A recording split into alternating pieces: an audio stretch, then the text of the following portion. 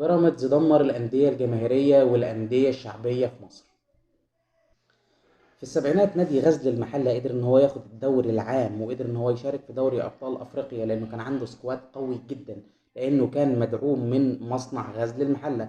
بس في ناس بتعتبر غزل المحلة نادي جماهيري لان هو موجود في الاقاليم وبيلتف حواليه اهالي الغربية. طب خلينا نروح لمثال تاني. نادي المقاولين العرب، المقاولين العرب سنة 1982 قدر ان هو ياخد الدوري العام، وقدر بعدها ان هو يشارك في كأس الكؤوس الأفريقية وياخدها سنتين ورا بعض، وقدر بعد كده ان هو ياخد كأس الكؤوس الأفريقية مرة تانية في التسعينات. المقاولين العرب كانت شركة مملوكة لعثمان أحمد عثمان، وبعد كده الدولة أممتها، وبعدين رجعوا جزء من قيمتها للمهندس عثمان أحمد عثمان.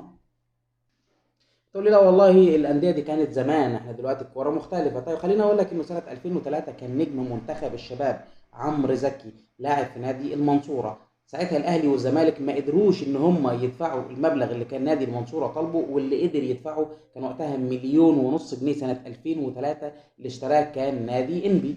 ده عمرو زكي. سنه 2005 برضه نجم منتخب الشباب وقتها احمد المحمدي اتباع من نادي غزل المحله لنادي انبي ب 2 مليون ونص. فين بيراميدز بقى من كل ده؟ ما دي برضو انديه شركات وانديه معاها فلوس.